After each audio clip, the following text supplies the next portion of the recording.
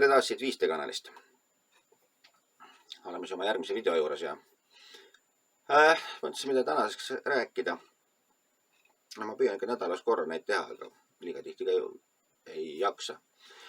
Aga esimene asi, ma muidugi panen teile südamele, et palun tellige seda kanalit, sellepärast, et see aitab mul sinna Google'i reklaamirahadele ligi pääseda. Ja meil läheb päris hästi, mul on 80 inimest puudus. Aga möödunud nädal oli, ma ei mäleta, mis me saime, nädalaga tuli just 50 inimest juurde või midagi sellist. Nii et väga tublid olete, aitäh teile sellest. Aga siis tänase teema juurde minnes. Tänane teema on armastusest. Tegelikult kogu see 5D maailm on armastusest. Ehk et see uus mõõde, mis tekib, see ju ongi sisuliselt tekib sellest, et ma armastan sind. Tähendab, ma pean sind enesega võrdväärseks. See on see armastuse olemus. Et ma usun sinu tõde samaväärselt enda tõega. See on, võiks öelda, et see on 5D definitsioon. Ma usun sinu tõde samaväärselt enda tõega. Siis mul on 2 tõde, mul tekib tõdede stereonägemus. Muidu ma olen ainult oma tõe otsas, ehk siis vaatan oma mätta otsast asja. Aga kui ma hakkan sinu tõde enda tõega samaväärselt väärtustama, ma ei pea ütlema, ta on sinu tõde selles mõttes, et ta ei ole kumbki meist ei näe tõde suure tähega. Meil on kõigil oma vaade tõele ja sinu tõde on sinu vaade, minu tõde on minu vaade ja nad on selles mõttes võrdsed. Ja kui me nüüd hakkame nägema seda võrdväärsena, kui me jõuame armastusse ehk et näeme seda 2 võrdväärsena, ma ei alahinda kuidagi sinu nägemust. Ükskõik kui hull see võib tunduda. Siis mul tekib võimalus seda suure tähega tõde näha. See muutub nagu ruumiliseks objektiks. See on nagu see elevandi nägemine. Kui üks ütleb, et see on nagu voolik, vaatab seal lonti, teine ütleb nagu köis, eks ju. Ta vaatab seal saba. Ja kui ma nüüd ütlen, ei, see köie jutus on jama, ta on nagu voolik, eks ju. Siis ma jään oma selle londi kujutuse juurde ja nii on. Kui ma nüüd mõtlen tema nägemusele samaväärselt, siis mul tekib see elevandi kujutis. Selle 5D maailmaga on täpselt sama. Aga nüüd on küsimus, millest ma nüüd täna tegelikult rääkida tahtsin, mis nurga alt sellest armastusest. On see, et mida me nagu normaalselt armastame väga kergelt. Meil ei ole probleemi armastamisega. Ja millega on raskusi. Millega inimene nagu ei saa hakkama. Ja lihtne on meile armastada seda, mille põhjus me oleme. Näiteks oma lapsi. Oma tegu. Oma. Ühesõnaga kõiki, mida me teeme. Mille põhjus me oleme, seda me võime armastada, pole mingit probleemi. Teine pool on tagajärg. Selle armastamisega me ei saa hakkama. Ja seda me tegelikult see jutt, et armastage Jumalat, või ühesõnaga see jutt on, ühesõnaga see, millest on läbi aegade inimesele räägitud. Armasta Jumalat tähendab seda, et armasta teist. Armasta seda, kes sind põhjustas. Ja põhjuse, tähendab, õppida armastama seda, kes põhjustab mind. See tähendab, ma pean olema sellega rahul, milliseks ta minu põhjustas. Ma pean leppima sellega. See on tegelikult sinna 5D maailma jõudmise üks kõige raskem komistuskivi. Me ei saa, ja alati teine põhjustab meid mingil määral. Võtame kas või näiteks abikaasa. Siis ma pean ta nagu loob mind sellega, et ma pean tema järgi, kui ma elan inimesega koos, loomulikult ma pean nagu kohandama ennast, ma pean arvestama teisega. Ja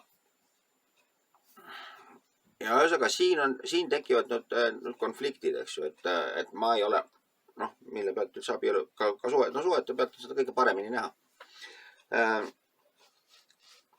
Mille pealt need asjad nagu, ühesõnaga, kui inimesed suhtes, nad peavad teineteisega arvestama. ja kui ma ei ole valmis tooma seda ohvrit, mida on kooseluks tarvis, noh, ma ei tea, näiteks naine tahab sinist tapeeti, ma olen puupeotud, ma pean punase saama. Ja kui ma ei leia seda võimalust järgi anda,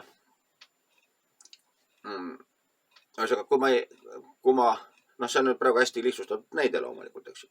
Aga kui ma kaotan, hakkan naist vihkama selle tõttu, et ta ei kuula minu sõna. Ehk et ta põhjustab mind. Ma ei lase olla minul tema põhjus. Siis me läheme tülli.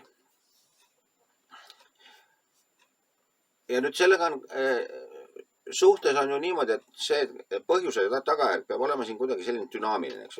Noh, tegelikult reeglina ei ole niimoodi, et üks pool põhjustab kogu aeg teist. Põhjustatakse vastastikku. Tehakse kompromisse, leitakse ühiseid asju. Ja maailmaga on täpselt samamoodi, et ega võib olla niimoodi, et ma olen ise absoluutselt passiivne ja usaldan seda, mida maailm teeb. Tõesti olengi ise tagajärg ja ma nagu väldin täielikult põhjus olemist. Kui ma olen sellega rahul, siis on kõik hästi, siis ma saan armastada. Aga kui ma hakkan vastu puksima, ütlen, et nad on ikka seal, mul on mingisugused halvad tunded, hirmud ja ma hakkan neist süüdistama seda maailma, kes on minu arvates neid põhjustanud. Siis ma ei saa seda maailma armastada. Siis ma ei saa teda endaga võrdseks pidada, sellepärast, et siis ma ütlen, et see, kuidas ma ennast tunnen, on tähtsam sellest, mida sina teed. Ja võt, siin tulevadki kohe käärid sisse. Et väga raske on, kui meil on just rasked ajad, ja praegu on väga paljudel on rasked ajad, siis on tegelikult päris keeruline armastust tihti säilitada.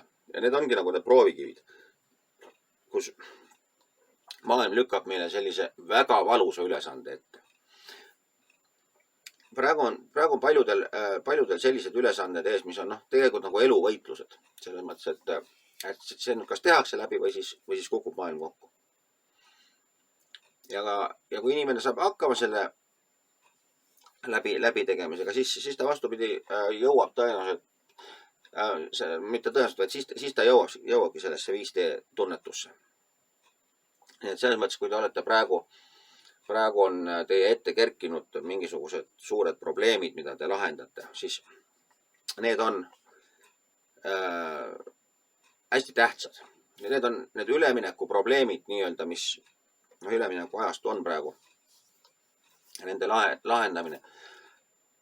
Ja nüüd saabki vaadata nüüd seda probleemi sellisest seisukohast, et see probleem ju kipub mind sunnib mind olema mingil viisil, mida ma ei taha olla. Ja see ajab mind vihale. Ja võt, kui ma nüüd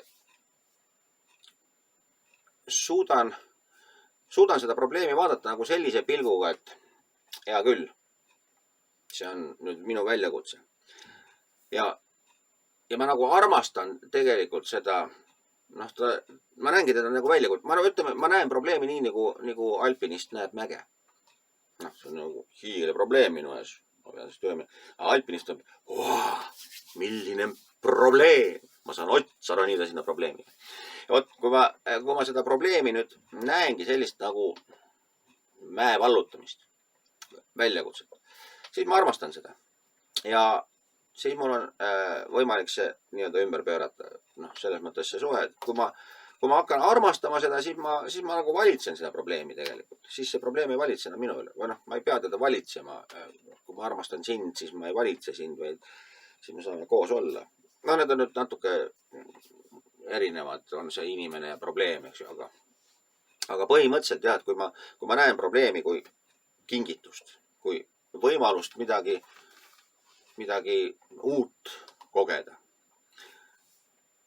siis mul on õnnestunud, mul on siin olnud ka igasugu hirme elu jooksul ja mul on viimastel aegadel hakanud õnnestuma see, et kui minu ette kerkib probleem, siis ma ei sattu paanikasse enam, vaid ma vaatan, kogemus.